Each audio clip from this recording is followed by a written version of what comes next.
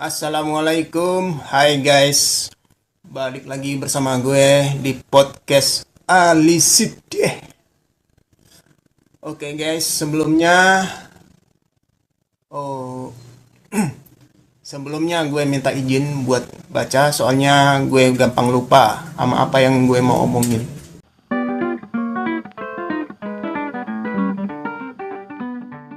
Gue langsung nih. Gue ngeliat fenomena belakangan ini, yaitu tentang perang narasi. Di mana ini ceritanya adalah perang narasi ini dilancarkan nama yang namanya apa ya? Influencer. Kalau gue ngomong influencer itu ngarahnya ke buzzer ya. Buzzer bukan buzzer pakai S, bukan. Jadi mungkin tepatnya itu ya podcaster ya. Podcaster atau penggiat sosial, aktivis media sosial, dan konten kreator mungkin. Nah, mereka menyampaikan aspirasi sebagai bentuk kritik ke negara dan wakil rakyat ya. Ferry Irwandi dan kawan-kawan, dan diaspora yang namanya Salsa Erwina ya. Dari aspirasi mereka ini keluar tuntutan 17 plus 8. Oke. Berikutnya, tapi ada yang gue heran. Kalau selama ini yang bersuara lantang tentang ijazah kayak si Rismon sama TV Sentana itu, kenapa mereka kok kok masalahin salsa gitu.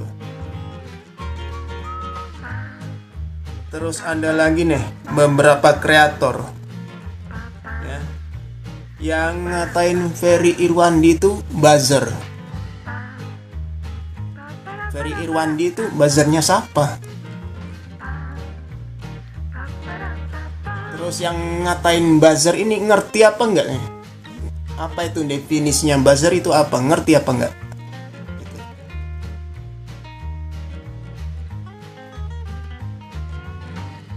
Ya, ini kalau halnya di peperangan narasi ini, posisi Ferry, Jerome, sama Cia, terus ada lagi Andovi ya, sama yang itu tadi apa namanya, Salsa. Ini kalau gue lihat posisi mereka itu bukan merangin satu sama lain, justru mereka ini yang diperangin.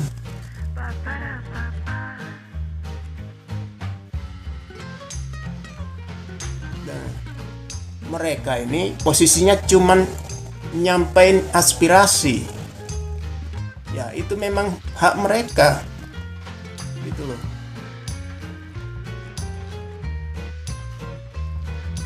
Tentang Gusti Ayu, ahli grafolog ya. Ya, gua udah lihat beliau di podcast Bukan Kaleng-Kaleng. Awalnya gue ngeliatnya positif aja ya. Mbak Ayu ini mau mengkritik Ferry. Gue juga pernah ngeritik Ferry itu tentang masalah, dia pernah ngomong tentang Barcelona sama Real Madrid. Ya, kalau ada yang keliru yang gue kritik gitu.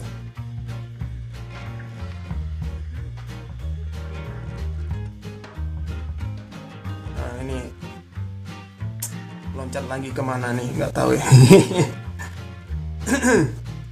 Mengenai apakah Ferry itu mendramatisasi apa semua hal-hal yang menimpa diri dia? Apakah Ferry Irwandi itu sok heroik dengan dia ngomong kalau dia nggak takut mati dan sebagainya? apakah Ferry itu provokator? Ya, menurut gue itu relatif, men. Jadi ya itu hak masing-masing. Kalau gua mah netral-netral aja. Kalaupun jeleknya nih, kalau cara si Ferry itu nyampein aspirasi itu salah, tapi dari sisi tujuannya gue ngelihatnya itu udah bener. Jadi pada prinsipnya gue tetap berada di sisi Ferry, di pihaknya Ferry. I stand with him.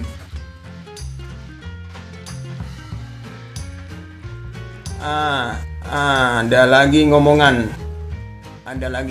Kalau lu dengerin Ferry terus-terusan, lu bukannya tambah pinter, tapi yang ada lu malah tambah bodoh.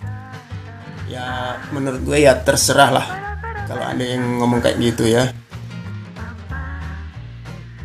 Alasannya ini kan omongan si Ferry ini kan masih mentah. Kalau si Ferry itu sebenarnya bukan seorang ekspertis gitu.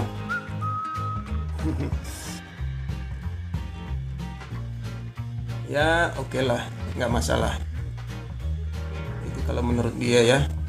Kalau buat gue, sekalipun dia bukan pakar, tapi Ferry itu sebenarnya udah menggunakan haknya sebagai warga negara buat nyampein aspirasi gitu. Dan kalau mau jujur nih, si Ferry itu mendirikan Malaka yang skopnya itu buat pendidikan. Dan di Malaka ini Ferry dan kawan-kawan itu ngundang para pakar, bukan orang sembarangan gitu loh.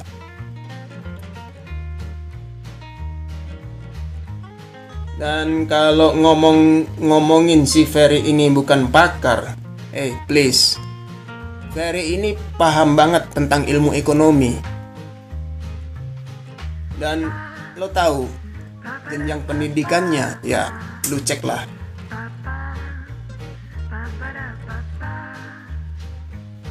Dan kalaupun ada kata-kata dari si Ferry ini yang nyeleneh, ya itu mungkin dimensi pemikiran lain yang orang lain belum pahami ya. Orang lain belum paham. Dan sedangkan tentang filsafat itu aja kan dia diskusi sama Mas Bagus Mulyadi. Mas Bagusnya aja nggak masalah, fan-fan aja. Kenapa yang lain kebakaran gitu loh? Ya menurut gua ya. Terus apa lagi nih?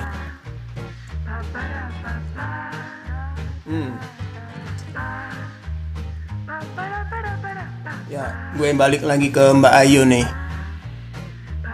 Gue shock habis lihat itu grup WA, chat di grup WA-nya ya. Ini di sini ada tulisannya, dia ngetik di sini, setiap kekacauan itu ada Ferry Irwandinya. Jadi si Ferry ini baiknya di NIP-kan, dinipkan. Men, kalau omongan kayak gini nih, dari prinsipnya aja udah salah. Lu nggak bisa bungkam aspirasi orang gitu loh. Itu kalau udah nipkan, udah dibisukan, dibungkam, ya secara prinsip aja lu udah menghalangi orang beraspirasi, walaupun aspirasinya itu bertentangan sama pemikiran lu.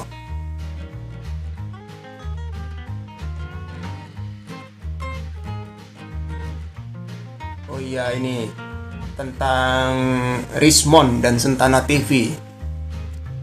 Kalau lu kritis sama Jokowi, kenapa lu nggak kritis sama yang lain? dan para podcaster yang ngecengin salsa. Ya. Cuman gara-gara doi ngomongin PDIP, terus lu pada ngelabelin si salsa ini sebagai termul. Lucu.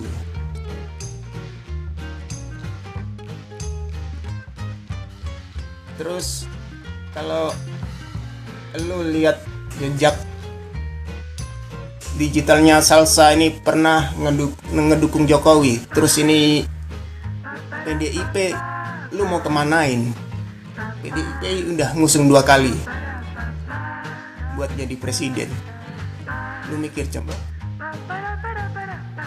Yang namanya Panji Pragiwaksono, Anies, Abraham Samad,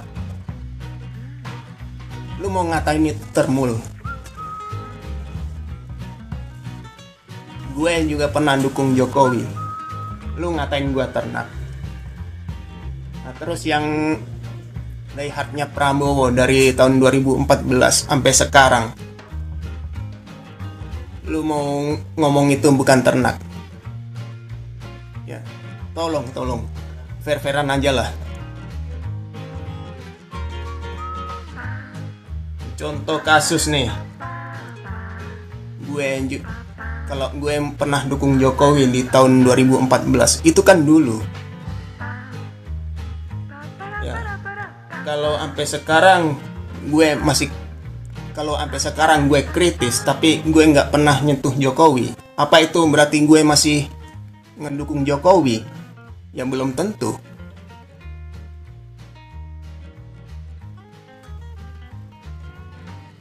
Ya, buat Rismon nama Sentana TV ya, Michael Sinaga. Ya. Selama ini gue kagum sama lu pada.